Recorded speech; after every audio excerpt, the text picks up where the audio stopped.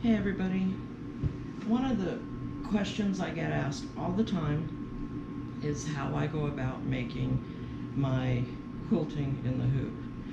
And most of what I do is the fabric to make zippered bags. I do a lot of zippered bags. I enjoy making them. But I also make projects for purses and stuff. And there are many different ways you can do it, but two of the ways I do it the most is I will take fabric and hoop it with a stabilizer and possibly a batting in between the stabilizer and the design, the top fabric. So I would hoop batting or stabilizer first, then batting, then the top fabric. And then I would do an all over quilting pattern, and the back of it would just be the stabilizer and the batting in between, so it's just white. Now, if I'm going to line a bag, more than likely this is how I'm going to do it because it's quick and easy, but it'd probably be a thicker weight to it than this, unless that's for a specific use. So that's another project I'm in the works on. But the other way that I do it is I will do an embroidery design, then I'll do the stippling, and we've done this many times, but I'll do a little quick insert here showing you how I put the embroidery design in and the stippling. And the first thing that I do is I sew out the design, and then I do the stippling. And before I do the stippling, I add fabric to the back of my hoop. And in the hoop, when I start this way, there will be a layer of stabilizer, a layer of batting, and the top fabric. I will sew out the embroidery design, then I will usually use a little spray of 505 and slip plain fabric or whatever fabric you're using on the back, and finish the stippling of the design, so that way there you don't have any stippling where the actual design is, but you also don't see all the ugly threads and jumps and ties. And I like this for my line bags without making a lining, really, because this one's upside down. This is before I knew that if I wanted this to be on here, it should be up here. So more than likely I'm going to be cutting this one to make a bag, but normally I just fold it and bring down and add my zipper and sew up my sides, open my zipper, sew up my sides, turn it right side out, and I've got a bag. And then I also have done it where I will hoop a layer of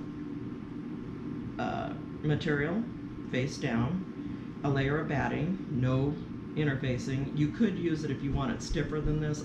These are all just samples that I'm doing for myself, and this is what I do when I don't feel like I'm depressed and I don't feel like sewing, but I need something to do to get my mind working, to come up with ideas. I do these squares.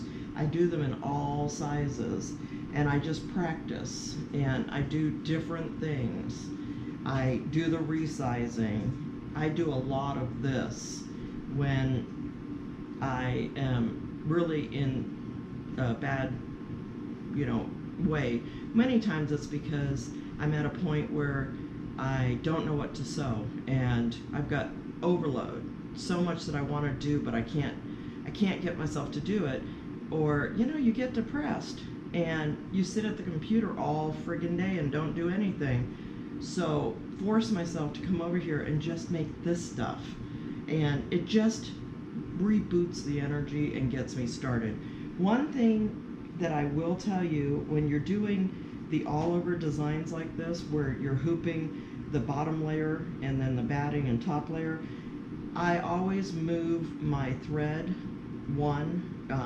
I go to the plus minus sign and on the needle, and I go +1. Then I hold the tail of my thread, start the machine, let it tie a little bit, stop the machine, cut the thread, so you don't get ugly thread on the back of your project. If you're not changing colors, you shouldn't see all these threads. These are just threads that are on here from laying on top of my quilting table over there. but there is a knot right here because I was using this magenta thread and I did not hold that thread. You don't necessarily have to go +1. You really have to hold the thread and let the machine move. But I move it the +1 so it's at the point where it starts stitching. And you don't get the knots like this when you do that. Or, you know, the ones that look like a bird's nest. I don't think I have any on these. But I don't necessarily always like to see this knot either. That's why I do that. And most of the time, these are going in the bags and you'll never see it. So this is a regular tie off here. And it doesn't look bad when I go in and I shorten. So that's not too bad. You know, it has a really cool feeling to it. It's like puffy. And so what I'm doing when I'm doing this is, let's say, regular, warm, and natural. So I know what that feels like. This is headliner. It's also like a foam type of batting. I know it as headliner. I think that Nancy's Notions had something that was a fusible on one. Well, there is one that's a fusible on 2 sides or a fusible on 1 side, but it's like headliner. If you can search headliner and see what that looks like, and then go to Joann's. I know they sell it on a bolt, and I have a bolt of it around here somewhere, but I call it the headliner because that's what I bought. I bought like 60 inches wide from Hancock's before they went out of business. And so I cut some of it up to see what it felt like inside of these bags. And it's really cool because it's kind of puppy. It's got that really cool feeling. And just sitting here sewing these out, I can do 2 or 3 at a time, have all the machines going. Just sewing the different types of designs gives me inspiration. And then when I have nothing else to do, or I need a quick gift, and I know somebody likes a fish, let's say, I've got this fish and it's got a clean back on it, so I can just turn it up, turn the top down, put in a zipper, or I can do it, you know, this straight up like this. I could add sides if I wanted to. I can make a little purse. I've got all kinds of samples that I've sewn out that are not really samples since I don't go from show to show, but it's just stuff that I can easily turn into something else. I can also take these that have the same weight and I can sew them together and make bags out of them. And that's what this bag's gonna be, and I'm doing a tutorial on it. So the next thing I'm gonna do is show you the 2 ways that I hoop and do the stabilizer and the material, because most of you don't need this because you're already doing it, but I do get private messages and I do get a lot of questions every time I post stuff with the in the hoop bags or in the hoop quilting. So I'll show you how I make these little quilted panels. And the larger the hoop you have, the larger the bag can be. So I have a hoop that's 10 5/8 by 16, and I have a hoop that's 9 1/2 by 14. So they're about a 1/2 inch shy either way. So I can make some pretty good sized bags now. And if I sew them together differently, I can make, you know, a lot of different size bags, because they don't only have to have a zipper thrown in them to be a makeup bag. That's just something that we make easily. I love this one because I like the octopuses on it. It's going to be an eyeglass case. At some point, I'm going to have 2 eyeglass cases made out of this. All right, I'll be back in a minute. Okay, so there are several ways that I make my in the hoop quilted fabrics, and these for sure are the top 3. The first one, I will take my hoop, I will take a piece of stabilizer, I will put it over the hoop, then I will take a piece of batting, put it over the hoop. Now this is cut a little smaller than the hoop on the ends, but that's okay because stitching never goes all the way to the ends on these hoops, so it's not going to hurt anything. Then I will place my fabric right side up on top, and this is a fat quarter, So I don't want to put it on there any farther over than I necessarily have to, because I want to cut scraps off and use this for scraps too. And the more I have on either side, the more I'd have to throw away possibly, because it may not be that big for using in a project. Then I take my hoop top and I just put it on and snap it in. My table is not strong enough here. I need to be over more. Layer of no-show stabilizer, or any stabilizer you want to use. I tend to use a lot of no-show. Layer of batting and my fabric right side up. Take the little ball on the end, goes at the top of the hoop, and just snap it into the hoop. There's the first way. Now this one is the one where I'm probably going to line the bag or whatever I'm using. You don't necessarily always have to if you're doing makeup bags. This stabilizer actually doesn't look bad if you're doing the quilting in the hoop. So if you don't want to waste a lot of extra fabric, maybe that's the way to go. Now the next one is where I take the fabric and I lay it down on the top of the hoop with the right side down. Let me open my hoop up a little bit because I was only hooping no-show the last time I used this one. And then I take batting and I place it on top of the fabric. Okay, I'm going to cut the batting off. I try not to always cut everything exactly because I have a lot of different sizes of hoops and whatnot, and I want larger scraps than smaller scraps because it's easier to use up my stuff. Then I take the top of the fabric, the right side of the fabric, lay it down on top. Now since I cut this just a little larger than my hoop, this piece of fabric, I left it connected. I didn't cut it into two pieces. So when I'm done sewing out the block, it's going to cut off probably right around here. Then I'll have a whole nother piece of fabric that'll fit in my 8x8 hoop possibly. And then little balls on the top, put it on here and snap it in. There. Push it all the way again. There. Now this one is for, and if I have any wrinkles like I do right there, I'm going to pull those out. I like my stuff nice and taut in the hoop. So this fabric's a little wrinkly because I've had it lay in here, but normally I'd have it all nice and pressed, but it'll still sew out fine even with the few wrinkles that it has.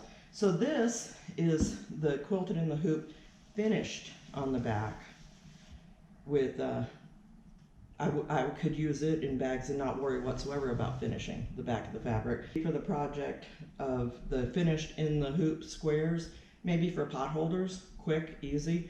And my top has fabric right side up and batting in the middle and fabric right side down in the hoop. Now the third one is hooped exactly the same way as the first one we did.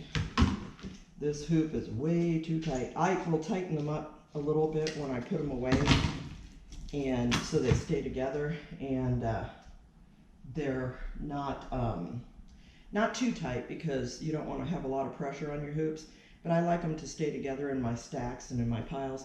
Let me get my stabilizer here.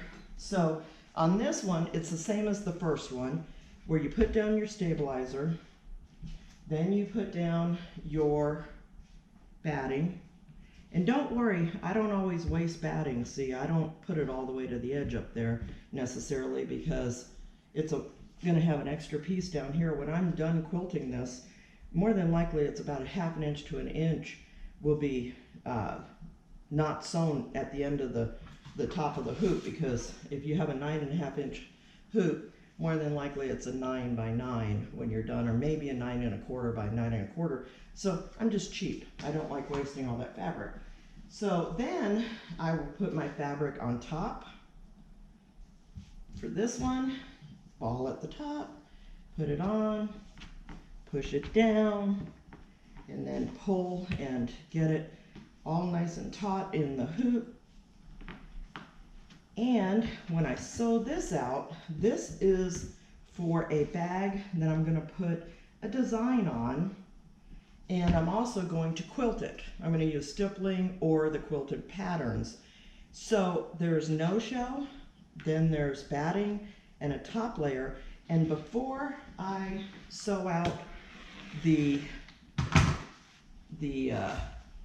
stippling or quilted fabric, I'm going to take a little KK100. Some people use 505. I prefer KK100. I'll spray a little on the back of this fabric, then I will lay it on top of the hoop and put the hoop back on the machine and sew out the quilted design part of it.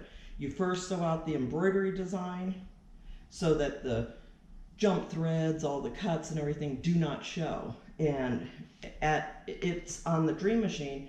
This doesn't happen on the Luminaire, but the Dream Machine and the Destiny, if you put stippling around the design, it will want to sew that first. So arrow forward and get to the actual design, sew out the design, then it'll say, oh, we're done. Well, set it back up and put your backing fabric on and sew out your stippling or quilted design. And that way it's holding this on the back of your fabric, and you won't see any of the stitches and whatnot from the embroidered design, and you'll have a piece of quilted fabric. Okay? Okay, so I've moved the design up to where I want it to be. I'm going to say okay, then I'm going to hit the stippling button, and I'm going to arrow through, and I have to go a little slow because if I don't go slow enough, my machine will make a noise that I'm going too fast. I find the hoop size that I want. I want to make the distance a little larger than what it would be normally. That's a little too large. I like it at 8 usually. Then I'm going to change the spacing to whatever I want it to be. I don't like it to always be really tight stippling. I like it to be a little looser. And the more you do the stippling, the more thread you use, the more time it takes. Okay, that all looks good to me. My design is moved up in the screen so that when I fold my fabric around to put a zipper in, my word is where I'd want it on a makeup bag. Maybe in this case I might go down a tiny bit, but I'm okay with it. So I'm going to say okay, and I'm going to say embroidery. Now on my machine, embroidery for the word love is first. On the Dream Machine and Destiny, the stippling would sew first. So you would have to click on the plus minus needle and arrow through to the next. Your machine will have this first, so you'd arrow through to where it's actually the design. Mine on the Destiny and Solaris, it starts with the embroidery and then goes to the stippling, which is a nice feature. The other thing is, once the word love sews out, we're going to float a piece of material on the back of this fabric and do the stippling. And then we have a completed quilt block that we don't have to line. Okay, so we're at the point where this one has stopped, and I want to put a backing on so that I cover up the jump stitches, the tie-offs, and all of that. This is the hoop that has the no-show, the batting, and the top fabric right side up, and I'm at the point I'm going to do stippling.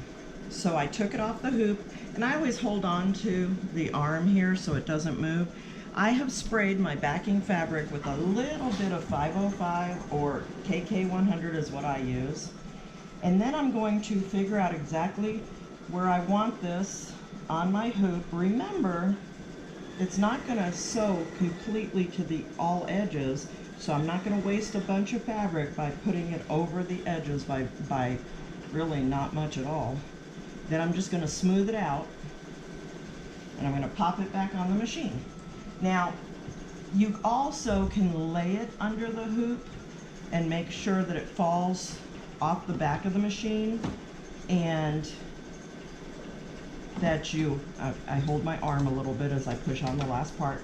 You could have taken this piece of fabric, lifted the hoop up a little bit, like so. Just lift it up, put the fabric underneath, smooth it out, and I probably would have had this part going over the back of the machine and smooth it out nicely so it doesn't get caught underneath. But I don't tend to use that way as much because I would use a lot of extra fabric. To me, the cost of a little spray of 505 or KK100 is minimal to the cost of losing this large of a piece of fabric. You know, that's just under half of a fat quarter right there. And I want that fabric because I can't stand wasting fabric. That's one of my problems. And then you just make sure that it's all settled on here properly and it's not going to get covered underneath, caught underneath. Let me put my new thread on. I have a ton of variegated thread, so I'm always using variegated threads when I do stippling because I find it to be really pretty. And one of the comments that I get a lot from people who come over and stuff is, oh wow, I love the color of that thread. Now, if you're doing this on the Dream Machine and the Destiny, don't forget that you have to arrow or restart your design because your design will say that it's done because you advanced and sewed out the word love first. So you just say embroidery again, and now you've got it at the stippling section, and it's going to start, on my machine, it's going to start in the corner. So I'm gonna hold the thread and start it. If you're on the Destiny and Dream Machine, more than likely, if you want to go to the first point where the needle ties off, you're gonna have to hit the needle and the plus minus and then advance it +1. So I'm just gonna lightly hold onto the thread, find my little scissors. Once it ties off, lift my foot, cut that little piece of thread and start the machine again. And the next thing is we will come back when this is done. Okay, so all of our designs are sewn out. The first one that we hooped was no-show stabilizer, batting, and fabric right side up in the hoop. That will create a block like similar to this where you can do an embroidery design and stippling or just an embroidery design, whatever you want. But the backing on this one, and it won't be as thick because it doesn't have another layer of fabric, is the backing will be your no-show stabilizer. Now the no-show doesn't really look bad for an inside of a little makeup bag or eyeglass case. And if I used a little heavy batting, it would be a little thicker. So I'm fine with just using that as my backing, as it's way cheaper than using fabric. And I don't like wasting fabric. And this one I think was 8x8 squares. It's a nice size for a little eyeglass case or something.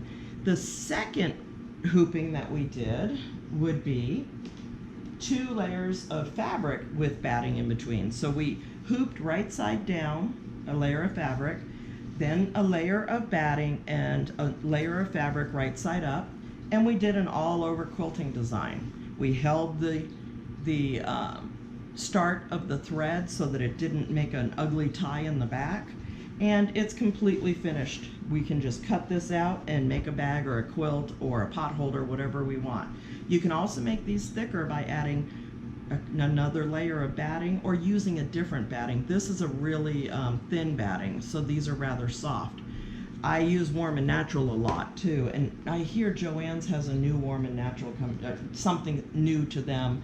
They're not going to sell Warm and Natural. They're going to add their own brand.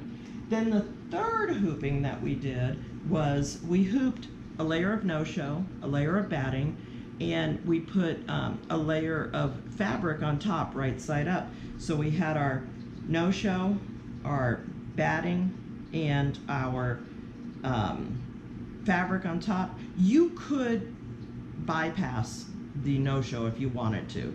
That is something that you can remove in this particular. You could just go ahead and hoop the batting and the top fabric.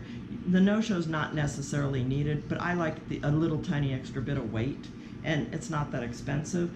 So what we did with this one was we sewed out a design, then we put fabric, we floated fabric on the back, and we did the stippling. So the stitches from the design do not show on the back of this one, and only the stippling shows, and there will be an area that will not be stippled or anything. Here's your 3 ways of making the in the hoop blocks that I make all the time and get questions about, okay? And